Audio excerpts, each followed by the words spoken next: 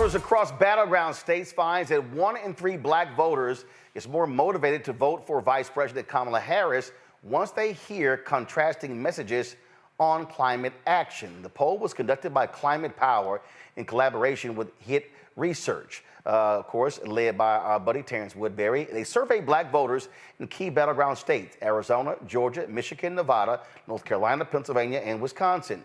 Climate Power's Black Engagement Senior Advisor, Markeya Thomas, joins us right now, along with Dr. Mustafa Santiago Ali, former Senior Advisor for Environmental Justice at the EPA, as well as Tamara Toles O'Laughlin, the CEO and President of the Environmental Grantmakers Association. So glad to have all three of y'all here on our climate change special. So Markeya, let's start with you. And so just give me the overview of really what y'all were able to discover, how critically important climate and the environment is to African Americans. So the reason why we wanted to do this poll is because we wanted to be able to actually measure how climate is important to black voters, and if it's like a top voting issue for black voters, and also what messaging can move black voters in this election. And what we have found is what we have always known, that black voters care about climate. We may not always have the messaging for it, but we absolutely care about it. And some of the messaging that we've seen really resonate with black voters is how climate is directly connected with the economy and good paying jobs that don't require college degrees. Because in the state that we currently are, we care about our future and we want stability. We want to be able to clean up our communities, and we also want to be able to weather the storms. But here's the interesting thing. I mean, look, we've had 9, 10 different black-specific polls on here. We've had lots of conversations, issues folks care about. You've heard so much information about what black men want, and climate doesn't show up. Is that because of, frankly, how the questions are asked, what they determine to be the issues? Is it a question of not asking about environmental racism? Just your thoughts about that. I think there are a few things. One of them is that people are not asking the right questions. We talk about climate as if it's like an abstract issue that doesn't impact our day-to-day. And so a lot of people aren't really sure how to measure the climate conversation, as well as I think we don't think about how like a clean energy economy is like the way of the future, because we are busting the monopoly of big oil and fossil fuels being our only source of energy. And in order to do that, we need to be able to create jobs. We're seeing that with our energy grid. We're seeing it with EVs. And I just think for the most part, people conducting these polls just don't have the language on how to ask the right questions. Also, I'll deposit this. I also think that, frankly, on this issue, so much of this issue has been defined by the language of the right. And so many folks on the right, oh, climate hoax, this stuff is not real. Oh my goodness, you talk about the weather changing, all these different things. I mean, literally, it's late October. Here we are in, Washington, D.C., and, you've got, I'm looking here, today it was a high of 82, 78. They're already saying it's likely going to be a very warm winter, which is, in the last 2 or 3 years, has been that way. And so this idea of these people acting as if climate change isn't real is absolutely crazy. You talk about the hurricane that hit the East Coast. That was this interesting story a local station had done, how people, about 3 years ago, people had left eastern North Carolina to move to Asheville because they figured, oh, being in the mountains of North Carolina, they were free from climate change, and then massive flooding actually happens. It was kind of like, oh my God, we actually can't escape this. And so I think that's also, it's been so politicized, and oh, these scientists are not real, these are, that it also impacts how people sort of view these issues.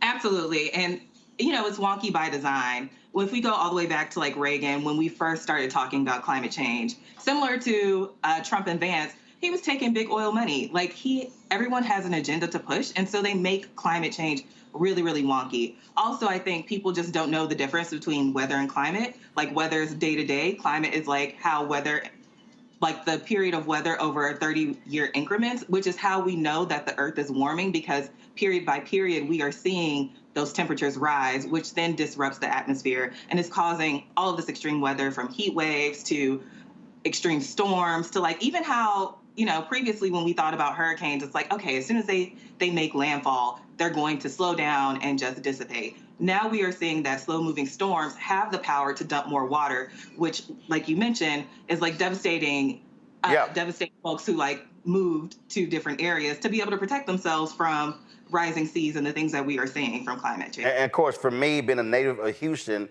look, I've been living with hurricanes my entire life.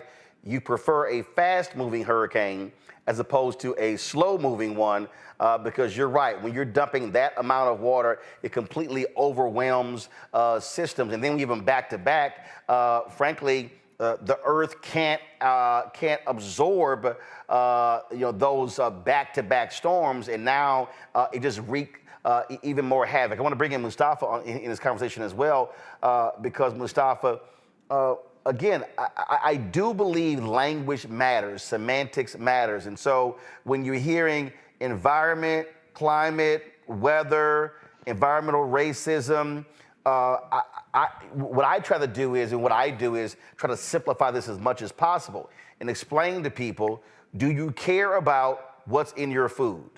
Do you care about the air you breathe? Do you care about the water that you drink? Do understand your entire existence is dependent upon what's in the air and what's in the ground. Exactly. And you hit it right on the head. It is about food. It is about health. It is about jobs. We know that those are three issues that even in this particular moment, folks care about, no matter what color they are right now. They actually care about those. But for our communities, it's critically important for us to be able to help them to understand that when we see these prices for food going up, there is a connection also to both the climate crisis and injustices about where and how people can grow food. Can we grow food in our backyards like our grandparents used to do? Or do we now live in communities, these sacrifice zones, that have toxic pollution that are there? When we look at the health impacts that are happening inside of our communities, we got to make sure that we're having the environmental justice conversation with the climate crisis conversation, because so many people now know, individuals who have asthma, or maybe their baby girl or their son has asthma, and then we make those linkages that are there about the fossil fuels and the air pollution that people are breathing. And then we help people to understand that that same pollution that is making Black folks sick and shortening our lives is that same pollution that is also playing a role in driving the climate crisis. And then, of course, the other part is people always want to know, if you're talking about this new clean economy, not only can I get a job in this space, but can I be a boss? Can I be a boss? Can I own my own business in this space? So when I'm having these conversations with folks, I'm bringing all the things that are actually playing out in their lives on a daily a daily type of situation, and helping them to understand where resources are, who are people who look like them, or helping to create these new businesses and make change,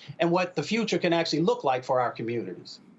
Tamara, I think that when we talk about the jobs aspect of this is what I think is the fundamental problem in the United States.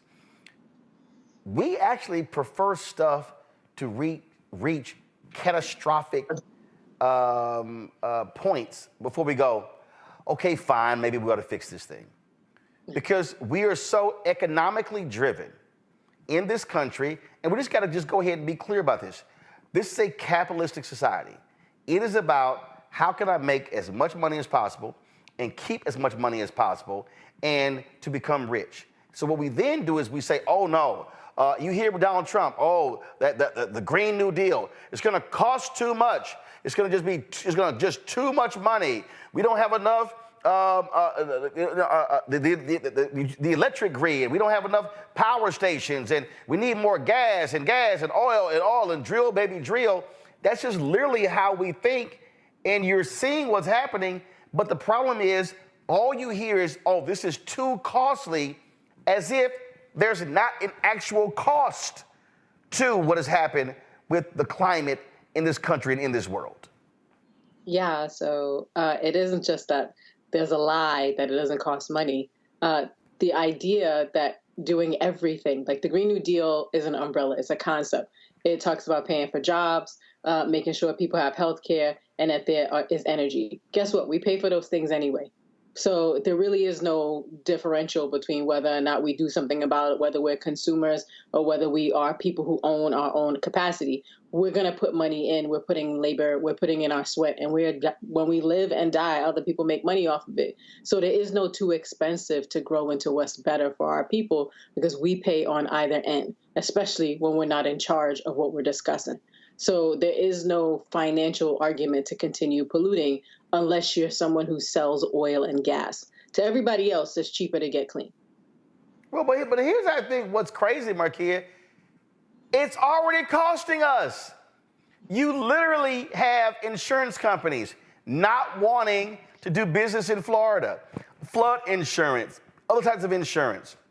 We're seeing this. So this notion that, oh, we can't afford it, guess what? Regular, ordinary people can't afford it. I had somebody hit me, and this woman, she says, well, I don't understand, people, why aren't they leaving? I said, okay, as somebody who's actually had to flee, had to evacuate before because of a hurricane, I said, let me just walk you through basic cost.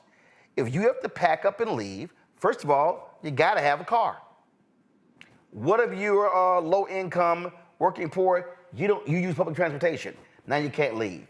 2, if you go somewhere, you have to think you're gonna be gone at a minimum for a week. Okay, hotel's gonna be $200, maybe cheaper, but let's just say $200. Okay, you throw in taxes, you're gonna have to spend possibly $1,200 to $1,500 for a room. Now you gotta eat. Now you got kids. I said, so that's anywhere from $2,000 to $4,000 you're going to need to be able to leave for that week. How many people actually have an extra $2,000 to $4,000 to leave? They don't. That's a real cost when a natural disaster is on its way, which is why a lot of people stay because they actually can't afford to leave. And so when you start seeing more of these weather-driven circumstances, that is a cost. There's a human cost, a financial cost right now. And the thing is, we shouldn't have to leave. Like, we did not create this problem. And so we should not be on the hook for it. And even outside of just fleeing, we've seen big oil companies pass along the cost for like repairing grids and like the cost to rebuild communities onto the people that live there as if we were the people that started this problem and as if we are fueling this problem, when essentially we just want to be able to live our lives in our communities and like live in communities that also are safe from environmental harm. I want to go back to the poll that y'all released. You really see the movement when it comes to voters. You really see that movement among 18 to 34. That really jumps out. But what also I think is interesting, where y'all said that when it comes to following proper messaging, strong motivation, vote motivation increases by 6 points. A third of Black battleground voters 18 to 34 feel more motivated by the end of the poll. But what jumped out at me when it says, go to my iPad, 1 in 4 battleground voters feel more motivated. These voters tend to be Black voters 1849, particularly Black voters 1834 and Black men. Why specifically Black men? Just curious. I think specifically because Black men tend to be like the movable middle. These are the people that are like really focused on providing for their families and their communities. And so what they are most interested in is the economy. So when we present this messaging of good paying jobs that don't require college degrees, people can see themselves in this future where they are able to provide for their families without working multiple jobs. And I think that's why we're seeing the most movement amongst Black men. But another thing is like amongst young voters and also women voters, the idea of a future that our children can thrive in also does really well. Tamara, I think you want to jump in there. Yeah, I mean, I always do. I think, why are we focused on Black men? Because the Black vote is the vote that makes the elections happen.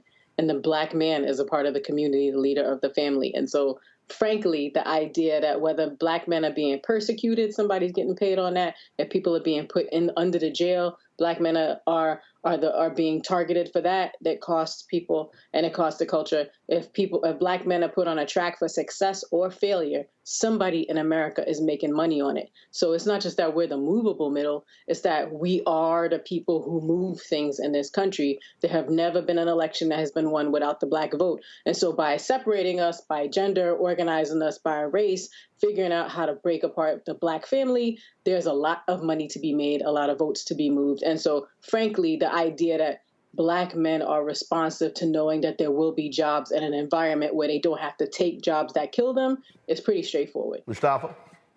Yeah, no, everything that folks said. I think the other part of it, too, especially when you look at that particular age range, is that individuals have grown up seeing everything from Hurricane Katrina to Hurricane Harvey to Maria. They've seen the lead crises that we have in Flint, Michigan, and in Jackson, Mississippi. So folks are paying much more attention to these impacts that are happening inside of our communities. And then as the sisters have shared on the flip side, they also are now paying attention to these opportunities because, yeah, there are, now over 300,000 new clean energy jobs that are out there. But people also who want to be entrepreneurs have an opportunity around contracting and subcontracting and be able to create their own businesses, to be able to take care of their families, to be able to address the wealth gap that exists inside of our communities.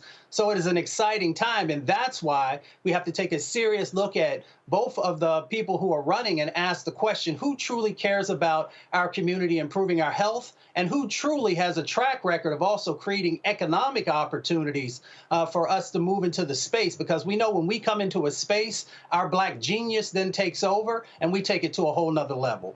Markeya, when I look at, when I look at this poll, go to my iPad, y'all have it here. Target the right audience with the right message. Create a message testing study to identify the most impactful messaging to the right audience around Harris's vision for climate and clean energy, as well as going on offense against Trump. Has that been happening? It has been happening. I think it's really important to focus on contrast messaging and also making the argument clear and pointing out the dangers of Project 2025. Not only does it threaten the National Weather Service, but it's going to put basic needs behind paywalls, which makes recovery from extreme weather even more difficult, as well as things that will impact our everyday lives, from healthcare to childcare to our access to food, as Mustafa has talked about earlier, and how important this is. And so Project 2025 literally threatens our livelihood, and our lives are on line with this election. I'm seeing here, go back to my iPad here, Mustafa. It says Trump gets the most trust from Black voters on economic issues like jobs and cost of living. So emphasizing Harris's commitment to create new, good-paying, clean energy jobs, lowering costs, and creating pathways to the middle class is an opportunity to build trust on the economy. How would you assess it thus far, 14 days out? Yeah, well, again, that's why this show is so important, because we get to help people to have an understanding of what's really going on here. So we know with Project 2025, which is linked to Trump, let's not, fool ourselves that he and others have not played a significant role there. We know that there's 1.7 million jobs that will be lost. Let me say that again, 1.7 million jobs lost. So that tells me right there that you are not an economic genius if we are going to actually lose the new jobs that are being created in this clean energy space. The other part that's important is that you always hear people talking about my energy bills are too high. We know from studies that it's shown that about $32 billion in increases will be a part of our energy bills if we allow Project 2025 to move forward. So all of that, Trump has to carry. You can't get away from it. The numbers are the numbers. On the other side of the equation, we know that the Harris administration has actually been focused on both creating jobs under Biden-Harris, and she's also focused on creating additional clean energy jobs. And also studies have shown that they will actually decrease our energy costs by $38 billion. So for everybody who's out there, whether you're standing on the corner, you're in the barber shop, you're in the library, wherever you're at, if somebody tells you that you're going to lose over 1 million jobs here, and the other person is actually creating jobs and has a track record on it, and then the other side of the equation, once again, is saying that they are going to increase your energy costs. So if there's anybody out there who's actually cool with your energy bills going up, then you know the administration that you should go for. But if you want your bills to actually go down, your energy costs to go down, then you have an administration on the Harris side who has a track record and who also has a plan moving forward. Going back, Tamara, to the 1834, Go back to my iPad. It says black voters 1834 need to hear about the threat Trump poses to climate progress and their futures, especially when it comes to Project 2025 and his tax breaks for big oil. Listen, he had a meeting with big oil where he essentially said to them, y'all fund my campaign, I'm gonna let y'all do whatever the hell y'all want. People need to understand that's gonna happen. It's already happening. That meeting is ongoing right now while the rest of the world is gathering and trying to figure out how to save the last bird, the last dog, the last fruit or vegetable that they enjoy. There are people making decisions right now to figure out just how little of your life you will get to enjoy. So it's pretty clear when you look at the options on the table who is for the Black community. Not just because they happen to identify with us, but because, frankly, the other side is just trying to get paid and then get gone. And so casting your lot with folks who are focused on making sure that they keep the status quo that keeps us undernourished, underserved, unhoused, and unapologetically ignored when it's time to count after the votes are counted. It's really clear that going backwards is not the way that we can to move forward. It's not surprising that people are recognizing that the promise of new jobs and the opportunity to live to fight another day is more appealing. Basically, the idea that FEMA's not going to show up when your house gets flooded, nor is it going to show up if your crops get burnt. It's the police are not going to show up to support you because they're not going to be resourced in ways that allow them to do anything other than spray you with bullets. Like, we are in a very real set of challenges that are not going to get better if you vote with the folks who just want your face in the front of the camera, as opposed to your voice and the politic that determines your future. And so Project 2025 is just one part of how we will fail to meet the mandate and continue to support people who want to kill us. So the choices are clear. But Markeya, you do have to deal with the reality of politics. You look at the issue of fracking in Pennsylvania. 2019, then Senator Kamala Harris was against fracking. She's now moderated her position. For Pennsylvania, that's a huge issue. And so part of this issue, frankly, when it comes to politics, is it's a dance you play. Because one state, there may be an issue like fracking that is huge in a Pennsylvania, but in another state, it's irrelevant. And so when you start talking about battleground states, again, I mean, I can think about NAFTA. NAFTA, was huge for Trump in Ohio because a lot of those folks said, they lost their jobs. But the folks in Texas were like, yo, it was cool with us.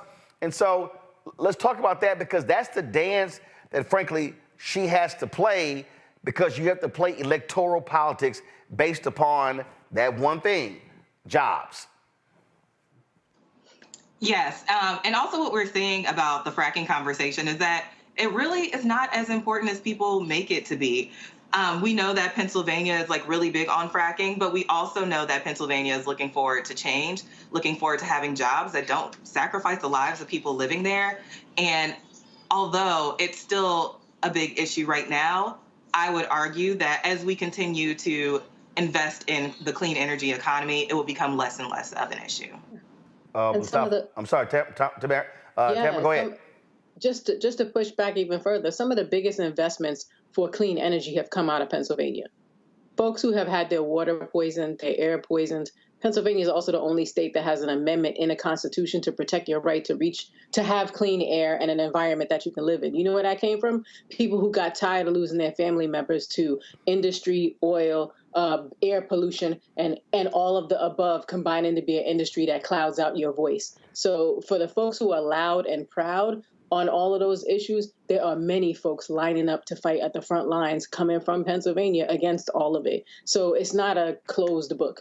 Philanthropy has really shown up to make the point that fracking isn't just bad for the people who are nebulizer the emissions.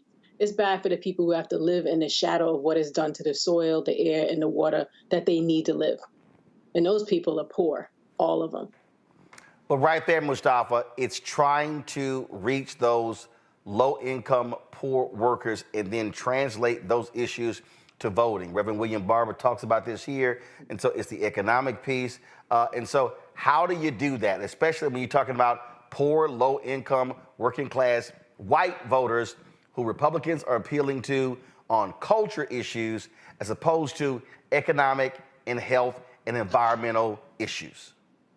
Well, because we know that the economics and the jobs is so critically important, we bring forward the stories and examples of folks who look just like the people who are being impacted and help them to understand, the folks have been able to create these new sets of businesses and then create a new sets of jobs in both wind and solar and thermal and a number of the other industries that are a part of this.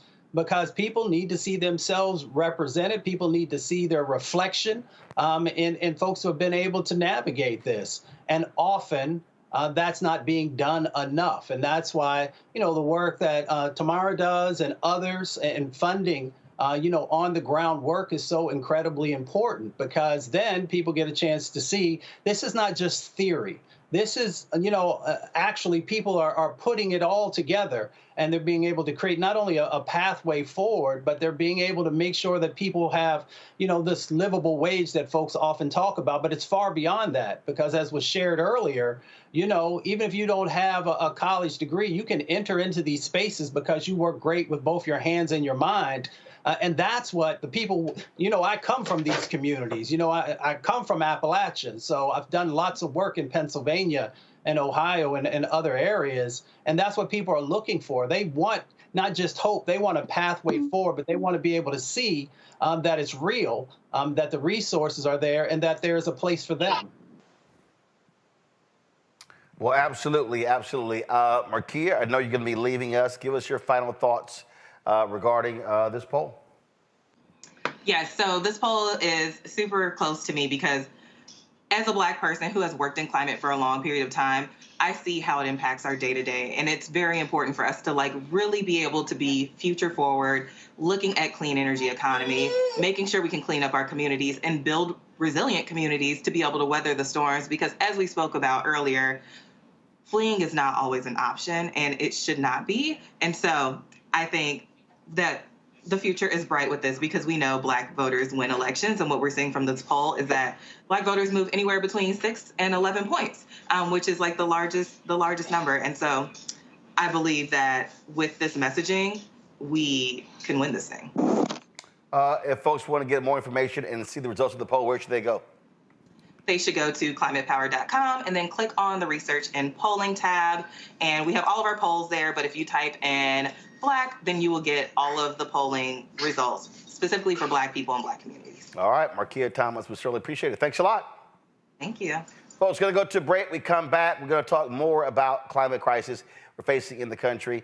And remember, we were in North Carolina a couple of years ago. Do y'all realize that North Carolina is the home of the environmental racism movement, the environmental justice movement? Yeah, we'll talk about that as well. You're watching Roland Martin Unfiltered, the Black Star Network, this special edition of our show focusing on the climate crisis specific to Black America. Back in a moment.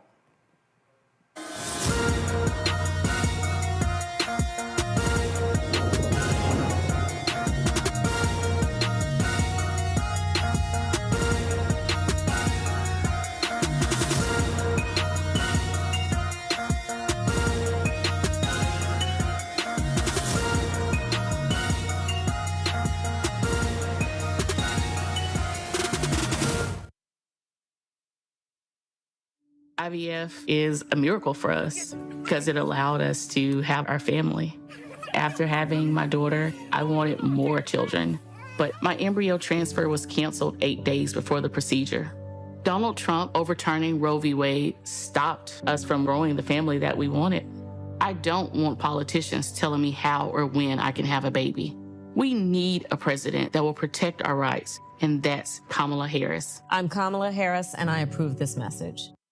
Bob and I both voted for Donald Trump. I voted for him twice. I won't vote for him again. January 6th was a wake-up call for me. Donald Trump divides people. We've already seen what he has to bring. He didn't do anything to help us.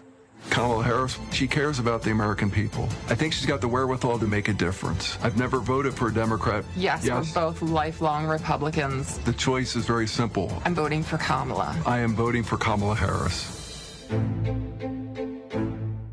In 2016, Donald Trump said he would choose only the best people to work in his White House. Now those people have a warning for America. Trump is not fit to be president again. Here's his vice president. Anyone who puts himself over the Constitution should never be president of the United States. It should come as no surprise that I will not be endorsing Donald Trump this year. His defense secretary. Do you think Trump can be trusted with the nation's secrets ever again? No. I mean, it's just irresponsible action that places our service members at risk, places our nation's security at risk. His national security advisor. Donald Trump will cause a lot of damage. The only thing he cares about is Donald Trump. And the nation's highest-ranking military officer. We don't take an oath to a king or a queen or to a tyrant or a dictator. And we don't take an oath to a wannabe dictator. Take it from the people who knew him best. Donald Trump is a danger to our troops and our democracy. We can't let him lead our country again. I'm Kamala Harris, and I approve this message. Me, Sherry Shepard, and you know what you're watching, Roland Martin, Unfiltered.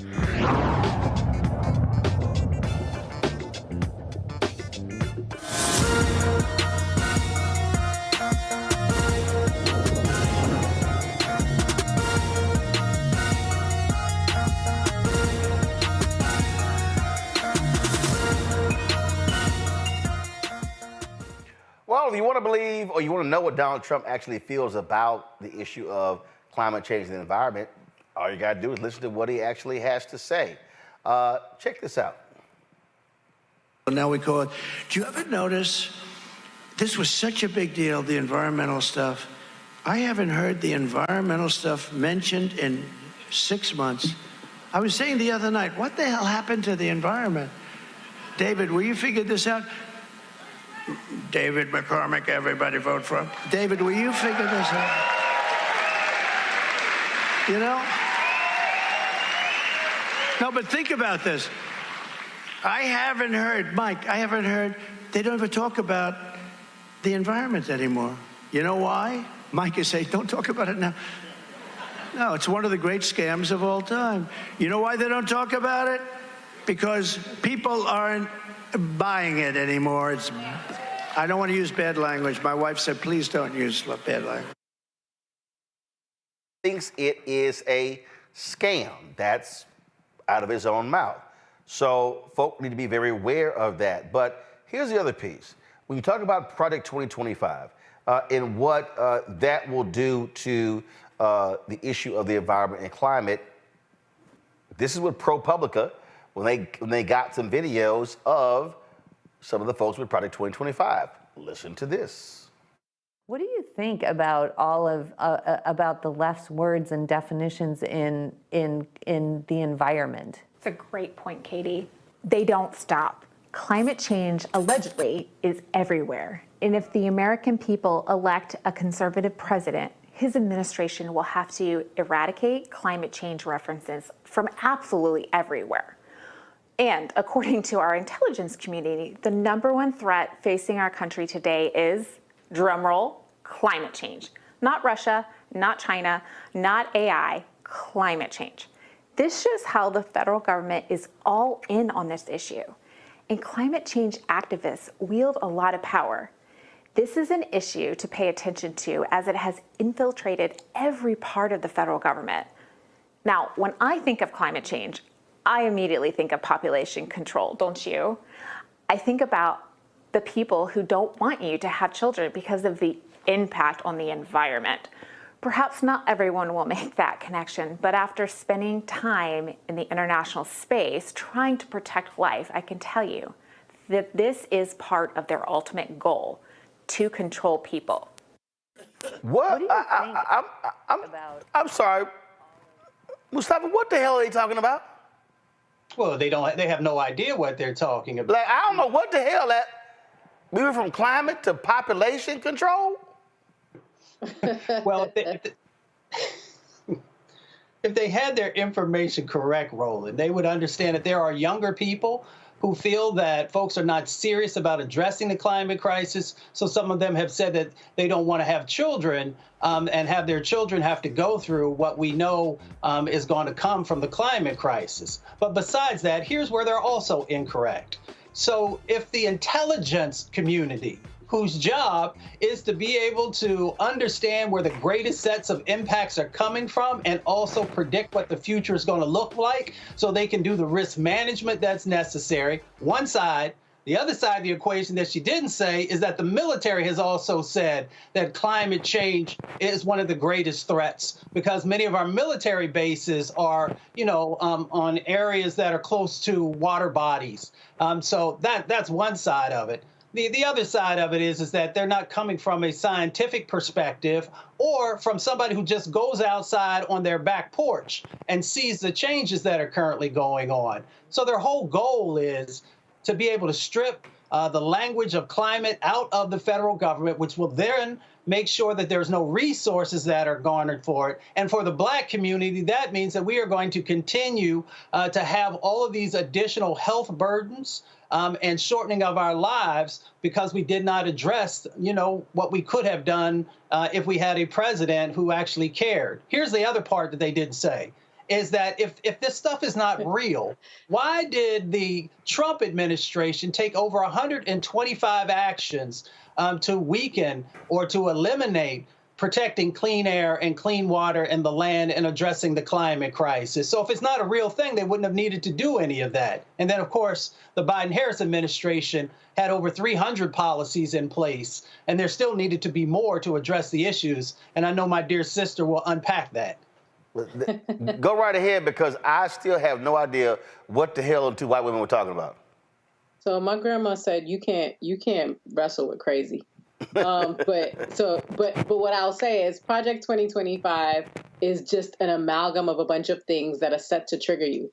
If you want to go to places where doctors can't serve you, have your energy cost more so that you have to decide whether you will eat or have power, have food that is more likely to poison you than feed you, and have nothing but chemicals pouring over your life, your body, your children, and the potential of whether you would ever have children, then Project 2025 is for you. Because it's full of politics, nonsense, word salad, and crazy talk, which puts you into conversations like the one we just had to sit through, where we have to watch someone talking about population control. You know who cares about population control? People who look at data and don't care about people. We are not in a conversation that is just about data. We're in a conversation about floods and fire and damage and the cost of electricity and the quality of your life being shut down and your children not having access to the basic things you have counted on because the planet doesn't sustain us. That's not somebody else's business. We know what population control is. It is a boogeyman that allows people to try out the things that are scariest to you at moments when they think if you just keep doing the same thing, they're going to be all right at your expense.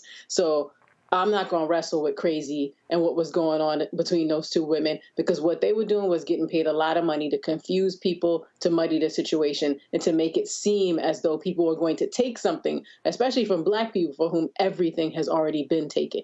Like what we're in this contest, this political contest about is what we're going to get out of it. And what we need to get out of it is a future where we have dignity, where we have rights, we have security, and we don't have to listen to people talk in circles to us as though we're not in the conversation already.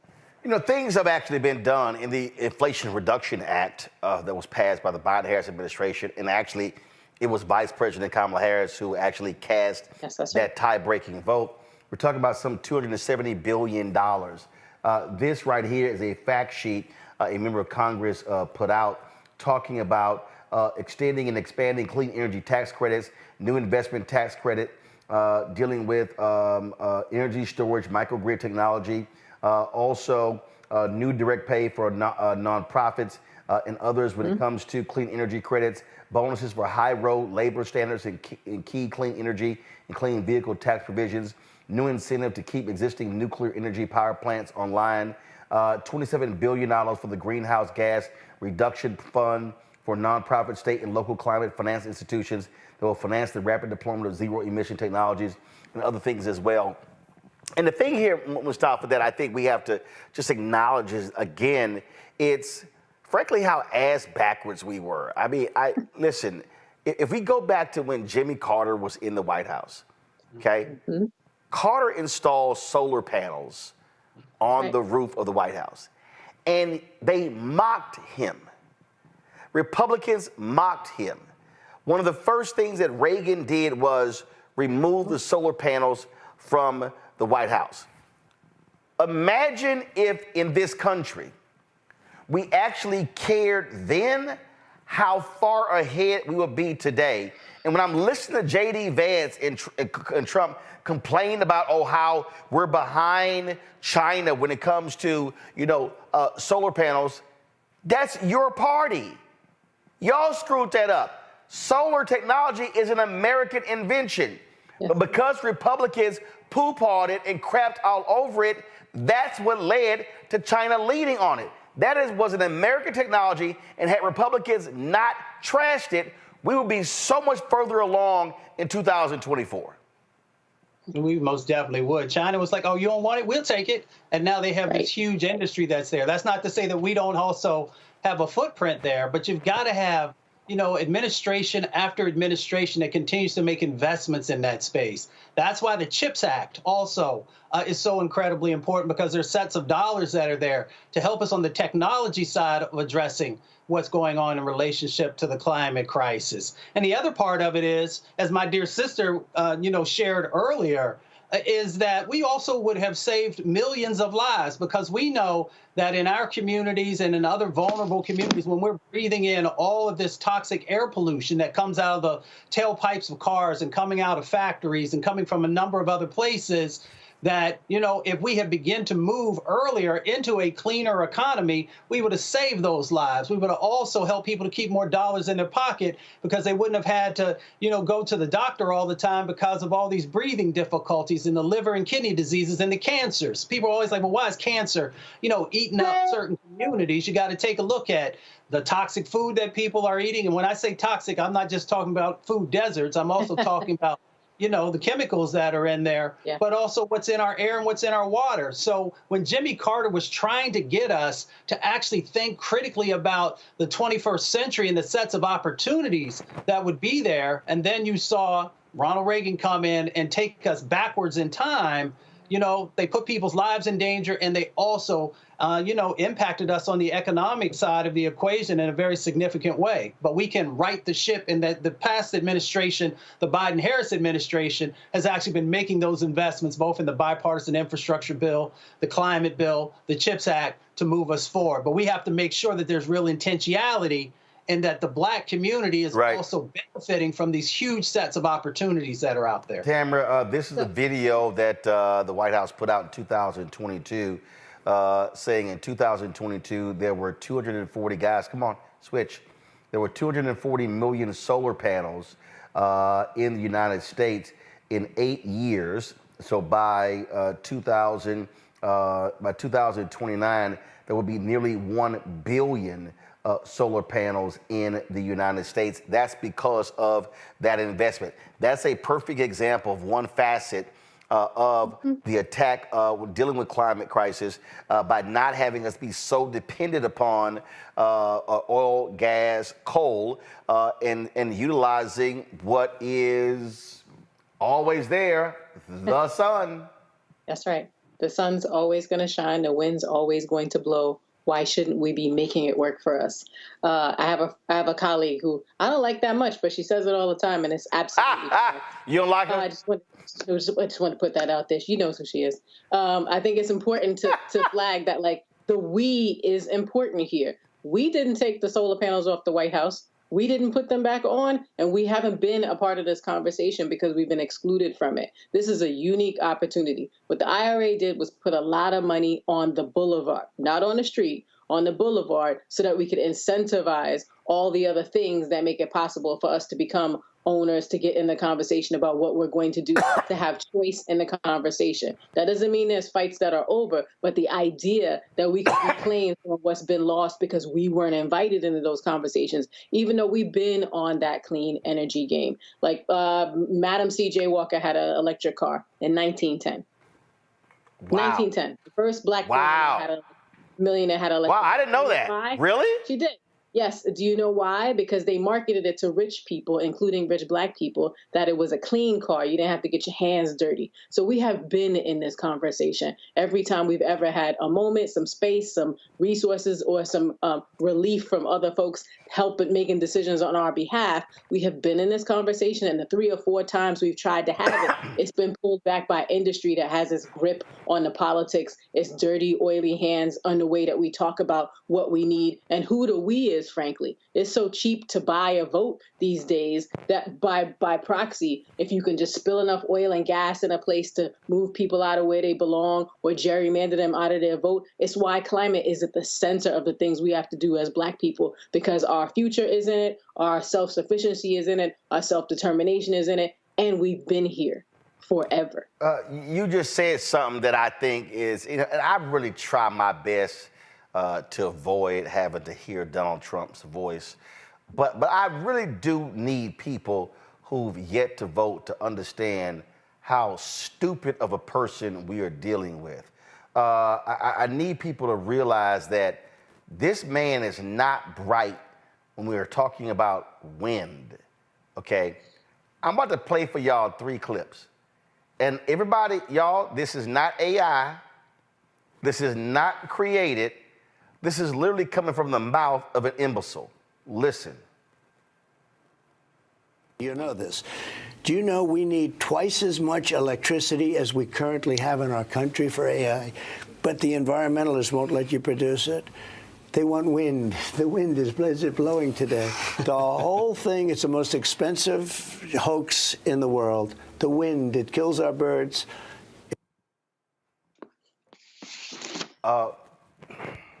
Okay, I'm gonna play another one. To keep from crying. I'm gonna play another one. Here we go. Roll it. Instead of playing this game with wind that is ruining everything, killing all your birds, destroying the fields, all these gorgeous fields, you got windmills all over the place, and you have birds. You want to see a bird cemetery? Just go under a windmill. You see thousands of birds dead. The bald eagle, if you kill an eagle, they put you in jail for years. And yet these windmills knock them out like nothing, and nothing happens to the people. Now, it's great to be back. I don't. Okay, I gotta play one more, y'all, because this is really a strange one. Go. Hold 1 second, because when I saw this one, y'all, I said this man needs to be in an insane asylum. He don't need to be nowhere near, let me find it, because he was talking about TV. Okay, hold up. Let me play this one. Watch this. We'll have an economy based on wind. I never understood wind. You know, I know windmills very much. I've studied it better than anybody. I know it's very expensive. They're made in China and Germany mostly. Very few made here, almost none. But they're manufactured tremendous, if you're into this, tremendous fumes, gases are spewing into the atmosphere. You know, we have a world, right? So the world is tiny compared to the universe. So tremendous amount of fumes and everything. You talk about the carbon footprint, fumes are spewing into the air, right? So,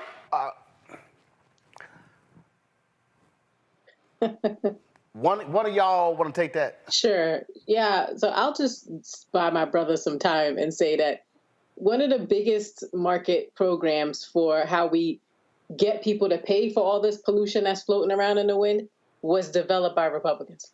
Just want to put that out there. Climate is not political. There are trees everywhere, or they need to be where they are. There is sun everywhere. There is wind everywhere. There is water everywhere. There is food that we gather from the earth. There is nothing political about climate. The foolishness that comes out of these political contests makes it seem as though you can be for this and not for that. No one can drink water that's poisoned. No one can eat fish that are full of toxins. No one's kids will be okay if you have a gas stove and it puts a gas into the air and slowly makes it impossible for them to catch a breath and they get asthma. That is not up for votes. But what is up for votes is whether or not people are going to lie to you about those things being true. And so this nonsense and this rhetoric, the reason it's exhausting is because it's supposed to be. It's not supposed to make any sense. They're supposed to pull you into a rabbit hole full of crazy that makes you just do whatever they want you to do so they'll go away. I gotta play this with him, Mustafa, before you comment, because I mean, this is like the dumb man greatest hits on Wind. Check this one out, y'all. Much better the second time than we did the first time. Much, much better by many millions of votes. But we're running, and I tell the little, it's sad, it's a joke, but it's not a joke. Darling, I'd like to watch the president tonight on television. No, you can't. The wind isn't blowing, right? The wind isn't blowing. There's no television tonight, darling.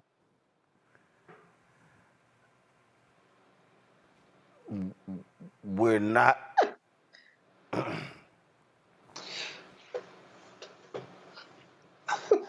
I mean, it's sad. It's sad. One, it shows that he doesn't read. You know, in his previous administration, people used to always talk about how he didn't read his briefings, those types of things. If you spent a half an hour, you could have some of the basics that you need to know about what's going on, who's actually benefiting. So maybe they couldn't watch the TV because they were in Texas and because the grid, which has not been upgraded, That's right. and because they also didn't move forward on making sure that they had renewable energy as a part of that, maybe that's why I couldn't watch. When he talks about windmills, you know, windmills are not out there killing massive amounts of birds. He should have a conversation about the pollution that's coming out of stacks. That is not only killing birds, but killing other wildlife. That is also impacting our environment. That's killing Black and brown people. If he was serious when he was in Pennsylvania, he would have went over to where Zulene Mayfield used to be over in Chester, Pennsylvania, and had conversations with folks there. Or if he was going to be in Philly, he could have slid right over on the west side of Philly and found out about all the people who've been exposed. Or he could have went to Institute, West Virginia. Or he could go to the Manchester community in Houston, Texas. Or he could go to Cancer Alley between New Orleans and Baton Rouge and see, when we're moving all of those fossil fuels down to be refined, what the impact looks like in vulnerable communities. And then maybe he would actually have a moment of humanity and say, we need to be moving toward cleaner types of energy. So not only are folks not dying from the initial sets of impacts that are coming out of the stacks, but also because this is the same stuff, the carbon and methane that's heating up our oceans and our atmosphere, and are causing these storms like Hurricane Helene. So he has an opportunity to actually be more well-versed, but unfortunately he is either, and I try to be a respectful person, but I just got to keep it real. He is either an imbecile or he is somebody who is consciously putting people's lives in danger. Last point. If he actually really was somebody who knew economics, he would understand who's making some of the greatest investments in wind. And if you go and look at Texas or in Oklahoma, then you follow the money back to the people who are actually investing in that space, there's a whole bunch of Republicans who are saying, when the cameras are on, this is a terrible thing, this is a climate hoax. And then on the other side, they're taking the money that they're getting and putting it in their back pocket because they understand that people have to move toward a new clean economy or we won't have a livable planet. And we know the first people and the worst impacts are going to be for Black and brown folks. I think imbecile is it. I just can't. I can't think of anything else. I mean, you're not dealing with a serious person. And again, what Project 2025 wants to do, they want to gut everything. If people thought they attacked the EPA when he was there the first time, they want to completely obliterate the EPA. They don't give a damn about America's national treasures. They don't care about national parks. They want to drill everywhere. They do not care. They will literally rape and pillage the land in this country to satisfy big oil. And then some. Yeah. And we talked about the huge tax breaks that he plans on giving. I think the last number I saw was $110 billion in tax breaks that he wants to give to big oil.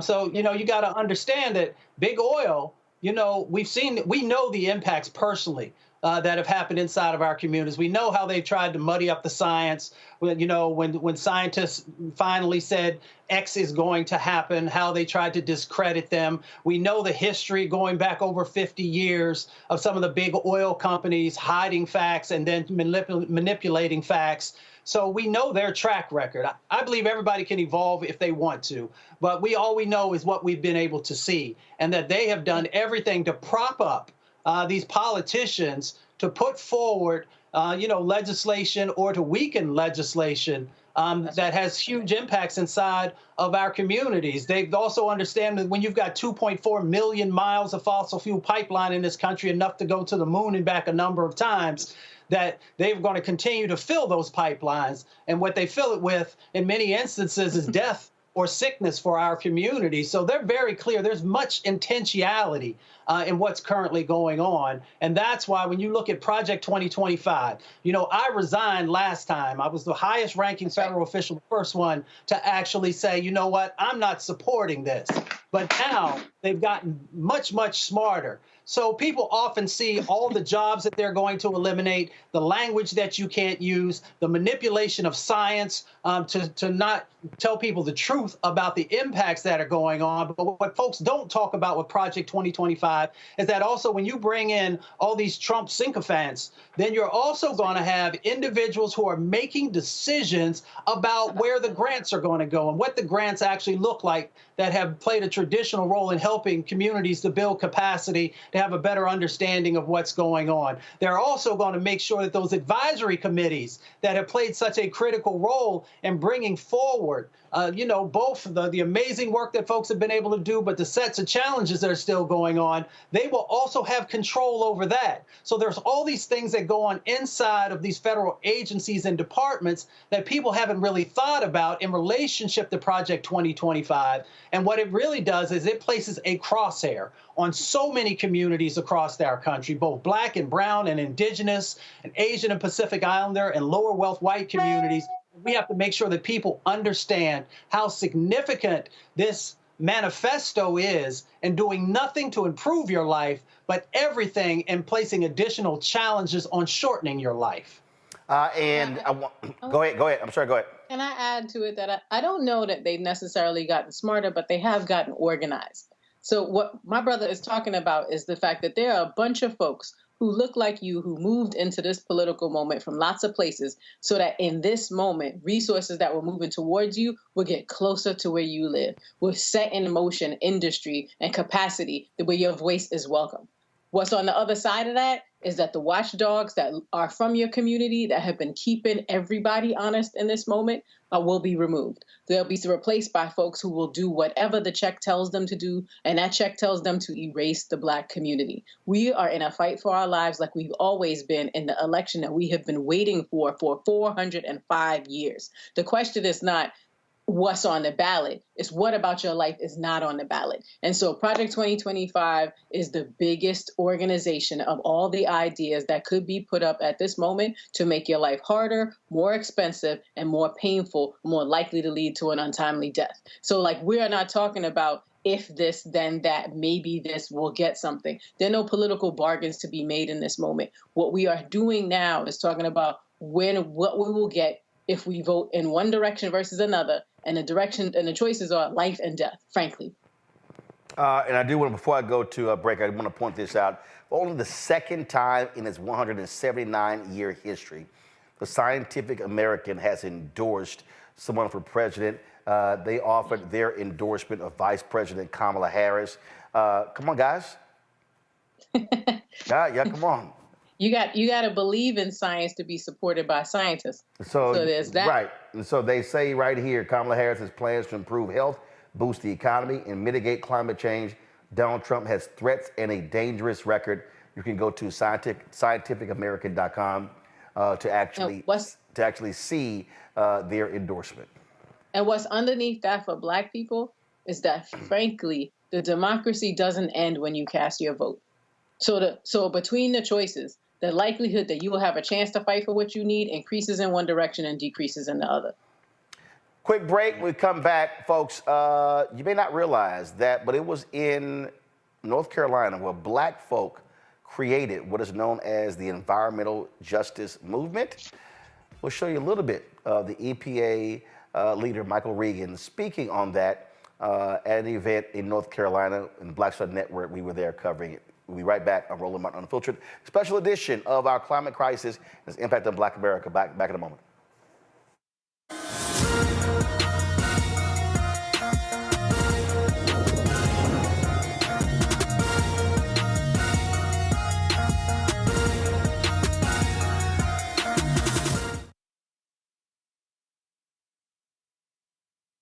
Disastrous, alarming, a plan that shreds American values. That's what independent news sources and conservatives are saying about a proposal from right-wing extremists called Project 2025. It would threaten hundreds of thousands of jobs created by the Clean Energy Plan, give massive tax breaks to big oil, and roll back protections that keep corporations from poisoning our water with toxic chemicals.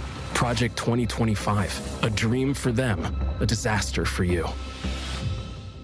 In 2016, Donald Trump said he would choose only the best people to work in his White House. Now those people have a warning for America. Trump is not fit to be president again. Here's his vice president. Anyone who puts himself over the Constitution should never be president of the United States. It should come as no surprise that I will not be endorsing Donald Trump this year. His defense secretary. Do you think Trump can be trusted with the nation's secrets ever again? No. I mean, it's just irresponsible action that places our service members at risk, places our nation's security at risk. His national security advisor. Donald Trump will cause a lot of damage. The only thing he cares about is Donald Trump. And the nation's highest-ranking military officer. We don't take an oath to a king or a queen or to a tyrant or a dictator. And we don't take an oath to a wannabe dictator. Take it from the people who knew him best. Donald Trump is a danger to our troops and our democracy. We can't let him lead our country again. I'm Kamala Harris, and I approve this message. Hi, my name is Freddie Ricks. I'm from Houston, Texas. My name is Sharon Williams. I'm from Dallas, Texas. Right now, I'm rolling with Roland Martin, unfiltered, uncut, unplugged, and undamn believable. You hear me?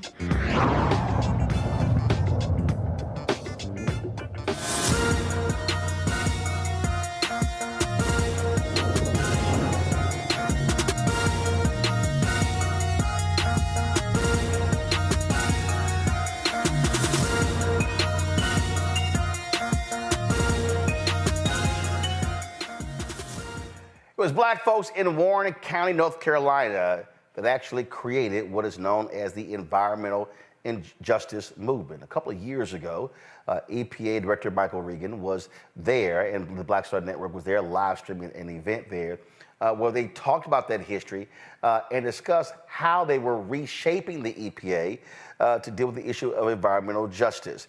Here's some of what Regan had to say in September 2022. What an honor to be in the presence of so many giants of the environmental justice and civil rights movement, especially as we conclude a week-long commemoration of the birth of the environmental justice movement, whose roots are firmly planted right here in Warren, North Carolina. You know, as a proud son of North Carolina, I was born and raised, and I was just a child when the state decided to site the PCB landfill in the backyard of a predominantly black community. But I remember my parents discussing the heroism of the women and men who locked arms and laid down in front of those trucks carrying that laced dirt with PCBs. Women and men like Dolly Burwell, Ben Chavis, Reverend Bill Kearney, EPA's own Charles Lee joined protesters in solidarity. A Washington Post story at the time quoted Reverend Luther Brown, a pastor of the largest black congregation in the area, and he said, "We know why they picked us. It's because we're a poor county, poor politically, poor in health, poor in education, and because it's mostly black." But he also said nobody thought people like us would make a fuss. But boy, did they stir the hornet's nest. Because what this community lacked in political power, they made up for in courage. What they lacked in access to education, they made up for it in heart. What they lacked in terms of money in their pockets, they made up for it in faith, in hope, and perseverance. So not only did this community make a fuss this community ignited a movement. And today, Warren County is synonymous with being the birthplace of environmental justice.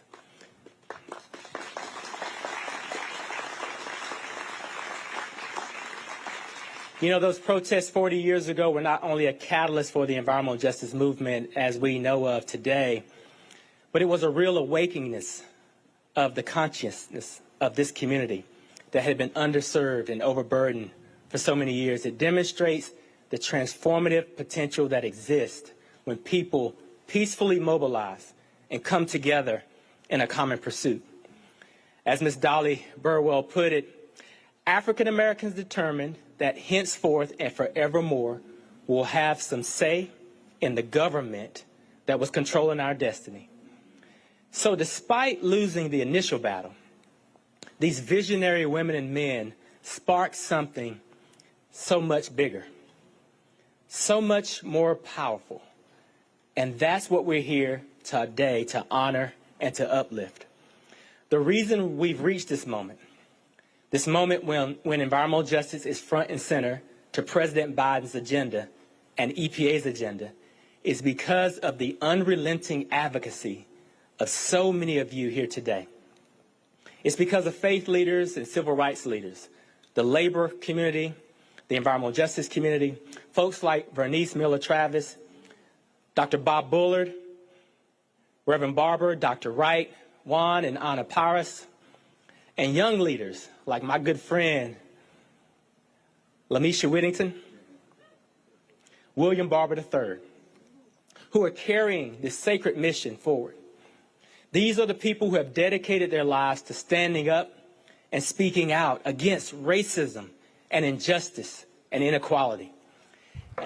Folks, if you want to see all of that, you can simply go to our Black Southern Network app or go to our YouTube channel. Mustafa, you were there that day. And again, black folks, again, knowing what our history, it was African Americans that launched this movement in North Carolina. North Carolina is a battleground state, and we still are seeing these issues. In Georgia, the local folks are suing the company. Well, they had that explosion just about a week ago that spewed all sorts of chemicals in the air there, impacting the health of folks living there.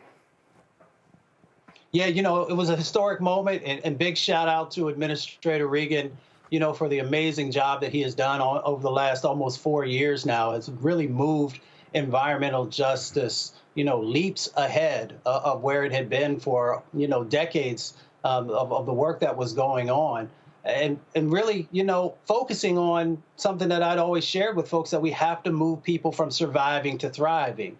So we know that there's still a huge amount of work that has to happen. But for decades, people were having great ideas and were doing work, but they didn't have the resources to be able to match up with the incredible sets of, you know, ideas and innovation that they had. So now we finally have that. But we still got these battles that are going on. You know, in North Carolina, you still got the hog farms, the CAFO, certified animal feeding operations things. You know, we've got these lagoons that are filled with coal ash. When you go down to Georgia, we've still got some battles that are going on in relationship to nuclear and air pollution related issues. So the South is one of the main thrusts of the environmental justice movement. And we just got to give credit, of course, to the matriarchs, who often don't get as much attention, all these amazing women. And they mentioned Dolly Burwell, but there are so many others who are there on the front lines, who helped to frame out the agendas for how we would move forward and how we would hold federal and state and local and county governments accountable. So we've done some good work, but we still got a long way to go to make sure that everybody has clean air and clean water and clean land. Tamara, earlier you talked about the quality of our food. I came across this video that I thought was pretty interesting, that hopefully people understand the impact of toxic chemicals and plastics in our food. Watch this. That's right. I could eat my arm right now. I'm so hungry. Yeah. Hello. Would you like to hear our specials this evening? Yeah. Yeah. For starters, we have a delectable bowl of creamy potato soup, seasoned with perfluoroalkyl and polyfluoroalkyl. What's that? Ooh, it's super tasty. They're called forever chemicals, and they're actually linked to hormone disorders and liver damage. And thanks to Trump and his 3 Supreme Court appointees, the portions are huge. We'll pass. No liver damage? Okay. Well, how about a nice pasta inspired by Project 2025? Is that a movie? We start with fresh fettuccine and alpha-truffle. And then we mix in a colorful variety of microplastics. Pass. Pass? Are you sure? It contains atrazine. That's a pesticide that Trump deregulated because lobbyists told him to do so. Oh, it will literally shrink your balls. I need my balls. Yeah, we want to have kids. Oh, so y'all don't want toxic chemicals in your food? No, of course not. Don't you have something that doesn't have toxic chemicals? Yeah. Sure, silly. You can just vote for Kamala Harris. She's going to support the government agencies that actually want to keep your food clean. Can we do that right now? Oh, yes, you can vote early. Thanks, we're going to go vote. Yeah. Oh. Well, I think that pretty much sums it up. Yeah, gotta laugh to keep from crying. Project 2025, they have it right on the masthead that the focus is to reverse PFAS, which is what they were describing at that horrifying restaurant. They want to reverse the designation on the CERCLA so that it's just fine. Like, people said it was bad, but don't worry about that. We're just going to reverse the bans based on a lot of political power. I think it's time to move past the point where we argue about what the bad thing is. The conversation is clear. Poison is on the menu. Our lives are being threatened. It is not a choice between the lesser of two evils. There's a lot of evil, and the question is who you want to fight it with. Final comments, Mustafa. I just leave it with my grandmother. You know, she says, when you know better, do better. We know better than to put back into office someone who has no regard for our community whatsoever, for our health, for our children, for the future.